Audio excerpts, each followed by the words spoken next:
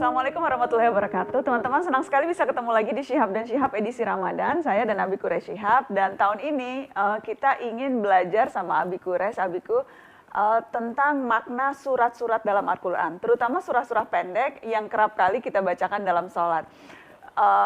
Inginnya setelah kita belajar maknanya, artinya, tujuannya, tema utamanya, inginnya dalam sholat ketika kita melafalkan ayat-ayat Al-Quran ini kita bisa jadi lebih khusyuk dan memahami maksud dan tujuan diturunkannya, Abiku. Jadi di awal ini kita mau belajar apa makna dan tafsir surat Al-Fatihah, Abiku. Jadi secara umum kita mau tahu dulu, jadi ini kan tujuan diturunkannya Al-Fatihah, karena ini kan surah pembuka ya, Abi, awalan betul-betul. Betul. Baik, bismillahirrahmanirrahim. Kita tentu tidak mungkin bisa menjelaskan tafsir Al-Fatihah secara utuh. Tapi kita ingin mengemukakan beberapa poin. Yang pertama, apa tema utamanya? Apa tujuannya? Tema utamanya itu kita bisa angkat dari namanya.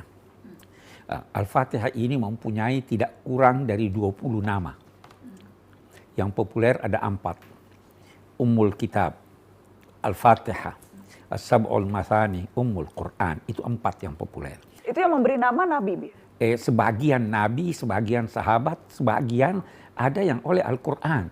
Al-Quran juga menamai As-Sab'ul Mathani, itu nama yang diberikan oleh Al-Quran. Sab' itu artinya 7, Al-Mathani itu artinya 22 dalam arti berulang. Maknanya bisa surah yang dibaca 2 kali minimal dalam sholat. Kenapa? Karena sholat itu minimal 2 rakaat. Dan setiap rakaat harus baca Al-Fatihah. Berulang-ulang. Dan itu berulang-ulang. Atau kalau kita kaitkan dengan Ummul Kitab, maka Al-Fatihah itu adalah induk dari kitab suci ini. Sehingga semua ayat-ayat yang berjumlah 6.200 sekian itu bisa merujuk kepada salah satu ayat dari 7 ayat Al-Quran. Jadi Al-Fatihah itu merangkum keseluruhan inti di Al-Quran. Itu sebabnya dinamai Ummul Kitab, Ummul Quran, induknya Al-Quran, semua merujuk ke sana. Nah, ya, karena itu Al-Fatihah adalah surah yang paling agung dalam Al-Quran. Itu satu. Nah, tujuannya apa ini? Nah, yang pertama, Al-Fatihah itu pengajaran dari Tuhan. Bagaimana memujinya. Bagaimana sikap ketika beribadah kepadanya. Ini semua agar supaya terasa kehadiran Tuhan dan terasa pengawasannya kepada manusia. Jadi Allah mengajarkan manusia lewat surat Al-Fatihah. Al-Fatihah itu adalah firman Allah yang mengajarkan kepada manusia apa yang harus diucapkannya. Pengajaran Allah kepada manusia ini dalam konteks Al-Quran bisa jadi dimulai dengan qul, katakanlah qul a'udzu birabbil falaq, itu pengajaran ucapkan seperti itu. Begitu juga Al-Fatihah. Itu mulai dari alhamdulillah. Seakan-akan Allah berkata, ucapkanlah dalam konteks hubunganmu denganku, alhamdulillah, yakni pujilah aku. Nyatakanlah, al itu artinya segala puji bagi Allah. Sehingga kalau Nana memuji satu orang, harus sadar bahwa pujian Anda kepada seseorang itu harus dikembalikan kepada Allah. Karena Allah yang memberi dia keistimewaan sehingga Anda puji. Sebelum memuji orang, puji Allah. Mau memuji orang kedermawanannya, ya toh? Alhamdulillah, segala puji bagi Allah. Karena kedermawanan ini tidak mungkin dapat dia berikan kepada saya kalau dia tidak. Itu pengajaran pertama Allah kepada manusia. Apapun yang dilakukan, alhamdulillah. Alhamdulillah. Kita lihat lagi ya. Pujian di sini ditujukan kepada Allah, tetapi tidak menggambarkan Allah di hadapan kita. Dia itu, alhamdulillah itu redaksi yang menunjukkan pesona ketiga. Saya berkata, dia baik benar ya. Orangnya tidak di depan saya. Kalau muji jangan depan orang. Allah mengajarkan begitu? Allah mengajarkan begitu. Karena ada orang yang dipuji tergiur dengan pujian. Sebaiknya memuji di belakangnya. Itu satu. Yang kedua, Allah mengajarkan kita memuji ini dengan pujian yang sangat singkat. Alhamdulillahirabbil alamin. Kalau memuji jangan bertele-tele. To the point. To the point, pujilah sekedarnya. Dan jangan di hadapannya. Dan bagi ada satu hal lagi dikatakan oleh ulama kita, kalau ada yang memuji Anda, maka telitilah, kalau kita manusia, telitilah apakah pujian itu sesuai dengan keadaan Anda atau tidak. Kalau tidak sesuai,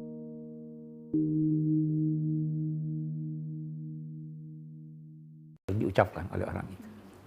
Kalau sudah sesuai, jangan terlalu gembira.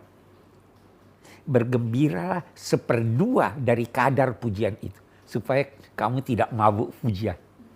Itu yang diajarkan. Baru satu ayat saja itu, Bi. Itu sedikit dari makna. Dari makna. Itu ada ungkapan, kalau kita ingin membahas Bismillahirrahmanirrahim, kita memerlukan ratusan kuintal beratnya buku-buku untuk ini. Oke, jadi yang pertama itu, Allah mengajarkan kita bagaimana cara memujinya. Itu di ayat Alhamdulillahirabbil alamin. Ketika kemudian ayat berikutnya, Bi? Ar-Rahmanir-Rahim. Kenalilah Allah. Banyak sifatnya, tetapi sifat yang paling utama bahwa dia Rahman.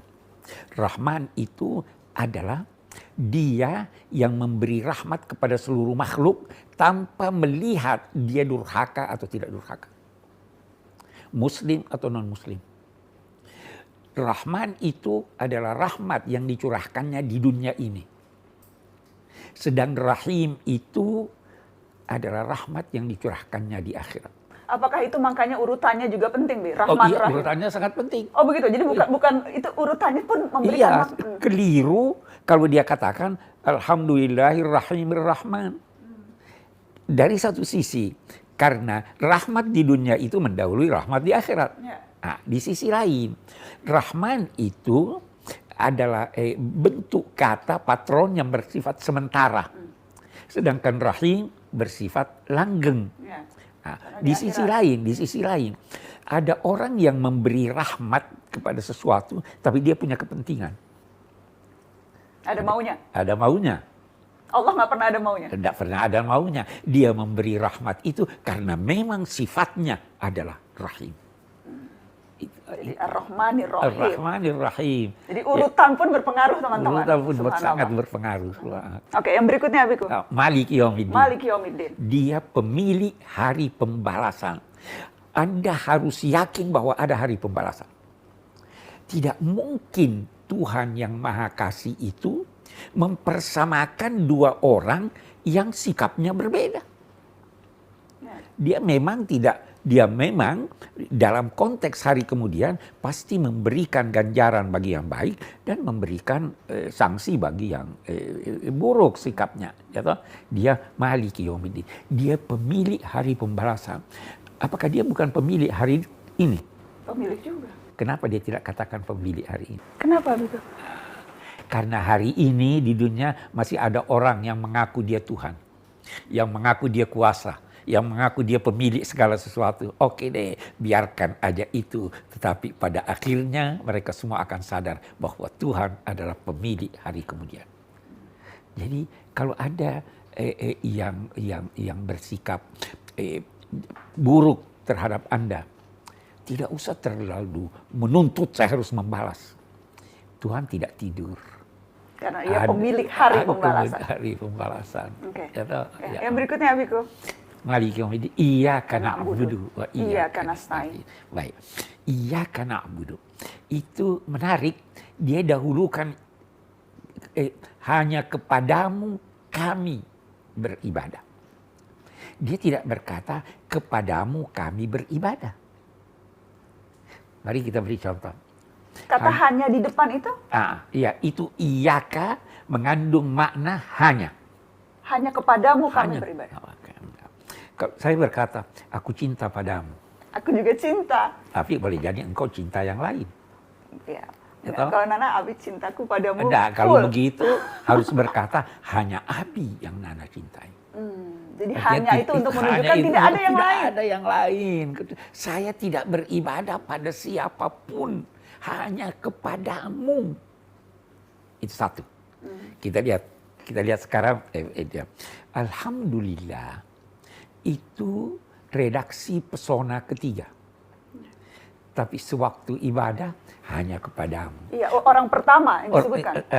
Di sini orang kedua. Orang kedua, ya. Orang kedua. Iya. Hanya kepadamu ya Allah. Jadi kalau beribadah, hadirkan Tuhan di hadapan Anda. Seolah-olah dia di depan kita. Dia di depan kita. Itu Nabi ada ditanya oleh malaikat Jibril, apa itu ihsan? Dia bilang, kamu mengabdi kepada Allah seakan-akan engkau melihatnya. Kalau engkau tidak dapat begitu, yakinlah bahwa Allah melihat kamu. Karena dia berhadapan, saya tidak lihat dia, tapi dia di hadapan saya, dia lihat saya. Semakin sadar seseorang akan pengawasan, semakin berusaha dia untuk melakukan sebaik mungkin. Beribadahlah sebaik mungkin, itu iyyaka na'budu Wa iyyaka nasta'in. dan hanya kepadamu kami meminta pertolongan. Nah, ini ada masalah lagi. Abi kan biasa minta tolong sama Nana. Kenapa kita katakan hanya kepadamu kami minta pertolongan? Sama maknanya dengan yang awal, bahwa Sama, hanya di sini letak bedanya kita lihat. Kalau mau ke dokter, minta tolong pada dokter. Tolong saya sakit, pergilah kepada dia, tetapi ingat, minta dulu pada Tuhan. Ya Allah, beri dokter kemampuan mendiagnosa penyakit saya. Beri dokter kemampuan untuk memberikan saya obat yang sesuai. Jadi saya minta tolong dulu pada Allah, baru. Nah, ada hal-hal dalam hidup ini yang kita dianjurkan untuk tolong menolong, ya toh. Tapi ada juga hal-hal dalam hidup ini yang kita tidak bisa meminta pada manusia kecuali kepada Tuhan. Nah, jadi kita boleh tolong menolong, tetapi selalu ingat kita memohon pertolongan itu pada Tuhan.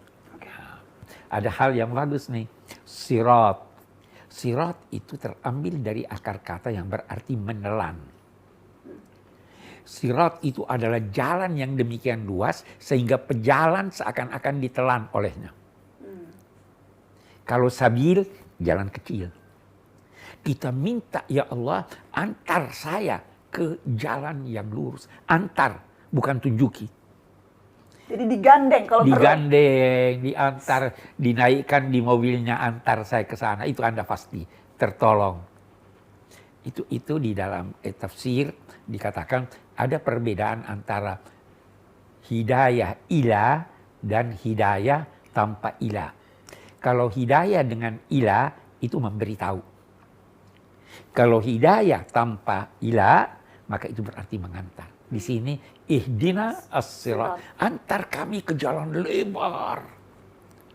Bukan cuma lebar, yang lurus supaya tidak jauh perjalanan. Yang bahkan orang pun bisa ditelan saking luasnya. Saking luasnya. Bagus. Itu Nana bilang begitu.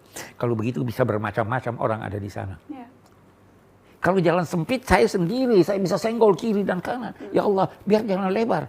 Boleh jadi orang yang di samping saya ini beda pandangannya, beda mazhabnya. Kita mari berjalan semua di situ. Karena jalannya lurus. Jalannya lurus dan lebar. Lebar. Tidak perlu berdesak-desakan. Kenapa mau bertengkar? Jalan menuju surga banyak. Jalan Lebar. menuju ke surga banyak, lebih banyak daripada jalan menuju ke Roma. Kata. Dan itu ummul Al-Quran. Nah itulah ihdinas siratal mustaqim. Baru dia katakan ghairil maghdubi alaihim, bukan orang-orang yang dimurkai. Lihat lagi adab pada Tuhan. Jangan berkata bukan orang-orang yang engkau murkai, yang dimurkai. Tapi ketika berkata nikmat, ghairil maghdubi alaihim siratal ladzina an'amta alaihim, jalan orang yang engkau beri nikmat. Ketika nikmat pasti dari Allah. Pasti dari Kalau Allah. murka belum tentu dari Allah. Belum tentu dari Allah. Jangan mengambil hak prerogatif Allah untuk bilang Allah murka. Itu maksudnya. Itu maksudnya. Jangan nisbahkan sesuatu yang buruk pada Tuhan. Ini kan inilah yang dikatakan ini pengajaran Tuhan kepada kita. Mau berucap, ya Allah, itu kok jangan meruqyah Allah. Jangan berkata begitu. Kalau ada sesuatu yang Anda rasakan tidak baik, cari penyebabnya pada diri Anda. Jangan berkata ini karena Tuhan. Jangan langsung salahkan Allah. Jangan salahkan Allah. Kalau nikmat langsung beri pada Langsung Allah. kita katakan siratal ladzina an'amta 'alaihim ghairil maghdubi 'alaihim waladdallin. Dan bukan orang-orang yang sesat. Kata sementara ulama, al-maghdubi 'alaihim itu adalah orang yang sudah tahu kebenaran tapi tidak mau mengikutinya. Orang ad-dallin itu orang yang sesat. Dia mau cari kebenaran, dia tidak dapat. Sehingga tidak mendapatkan kebenaran itu. Nah, kita bermohon, ya Allah, jangan sampai saya masuk kepada kelompok orang yang sudah tahu kebenaran tetapi tidak mau mengikutinya. Jangan juga mengikuti orang-orang yang tidak tahu kebenaran karena sesat. Itu Al-Fatihah. Al-Fatihah. Itu baru sedikit sebetulnya. Nah, tahu Pak, ada banyak sekali kandungan maknanya, tapi kita kasih sedikit-sedikit buat teman-teman di Syihab nih. Insya Allah besok kita akan membahas ayat yang berikutnya. Dan kalau teman-teman ingin membahas lebih jauh, ingin tahu lebih jauh kandungan surah Al-Fatihah, bisa cari di bukunya Abi, Tafsir Al-Misbah, juga Tafsir Al-Lubab ya. Iya, ya. Insya Allah. Insya Allah. Dan juga di buku ini ada sedikit Al-Quran dan maknanya. Dan tentunya bisa terus nonton Syihab dan Syihab, insya Allah. Insya Allah. Terima kasih Abiku. Terima kasih. Terima kasih teman-teman. Semoga bermanfaat. Assalamualaikum.